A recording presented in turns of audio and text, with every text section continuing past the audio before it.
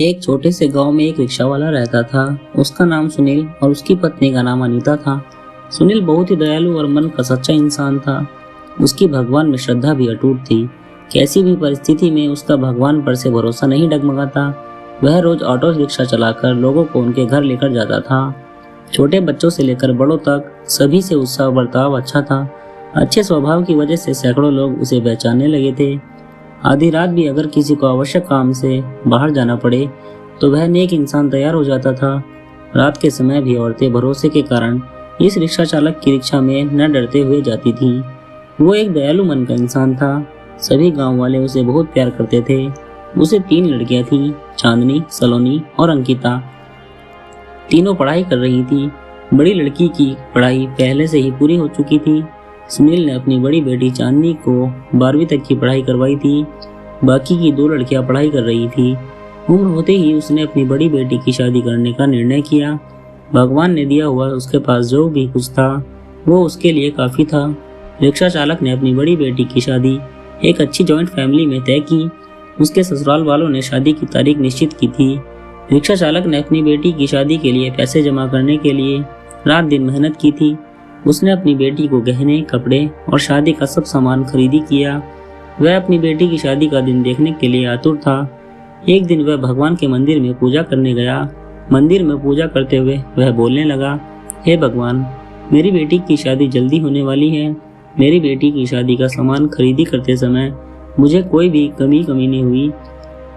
आपके दयालुपन से सब ठीक चल रहा है। सब सामान भी आ गया है, खाद्य पदार्थ भी पहुंच गए हैं।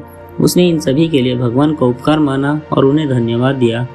शादी को 2-3 दिन बचे थे। वह अपनी बेटी के पास गया और बोला, मेरे पास तुम्हें देने के लिए ज्यादा नहीं है, पर मैंने तुम्हारे लिए कुछ गहने लिए हैं। एक अच्छे परिवार में तुम्हारा हाथ सौंप रहा हूँ। लड़का अच्छा काम करता है, वहाँ तुम्हें किसी भी चीज की कमी नहीं होगी।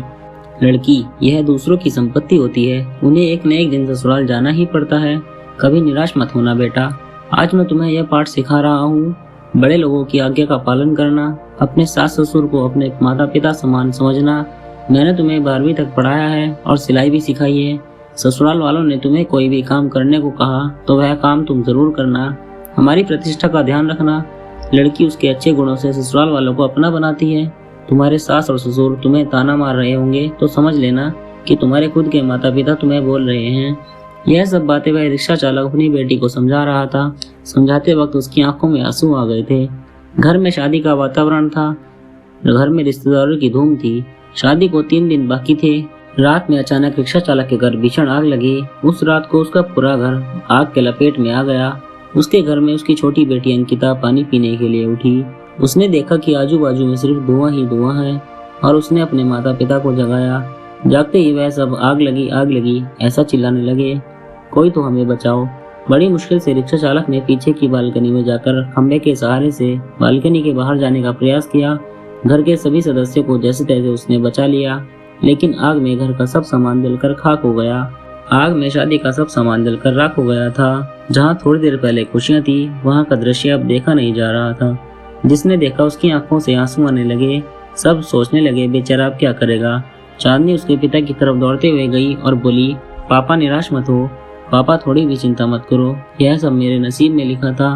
बुरे वक्त में हम हार नहीं मानेंगे। मैं आपका लड़का नहीं हूँ तो क्या हुआ, आपने हमें लड़कों के जैसे पालन पोषण करने में कोई कसर नहीं छोड़ी। सलोनी और अंकिता यह दोनों भी उठ गई थी। वह दोनों भी अपने पिता के पास जाकर खड़ी हो गई। पापा, हम सब आपकी शक्ति हैं। हम तीनों ही आपकी बेटियां नहीं बेटे हैं। आज से हम भी आपके साथ काम करेंगे। चांदनी बोली, अगर वो लड़का मुझे सच्चा प्यार करता होगा तो यह सब देखकर भी वह शादी के लिए तैयार होगा। जो भी होगा वह मैं आनंद से स्वीकार कर लूंगी।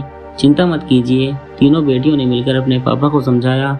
आजू बाजू के सब लोग इकट्ठा हो गए। साथ में क्या बोल रहे थे कि ससुराल वालों को क्या जवाब देंगे। जो आया वो शोक व्यक्त करके चला जाता था। सुनील के घर के पास के लोगों की भीड़ जमा हुई थी। सभी बोलने लगे कि आपने अच्छे काम करके पैसे कमाए थे। सुनील बोला, कदाचित भगवान की यही इच्छा होगी। तभी उसकी पत्नी अनीता आई और बोली कि आप बस भगवान का नाम स्मरण करते रहो, आपके भगवान ने आपको बदले में यह सब दिया है। अब इस घर में कभी भी भगवान का नाम नहीं लेना। तभी सुनील उससे बोला, तुम नसीब वाली हो जो इतनी बड़ी आग में से तुम जिंदा वापस बाहर आई। यह नियति का खेल है। भगवान को क्यों दोष देते हो? किसी आदमी ने प्रेस में यह खबर दे दी।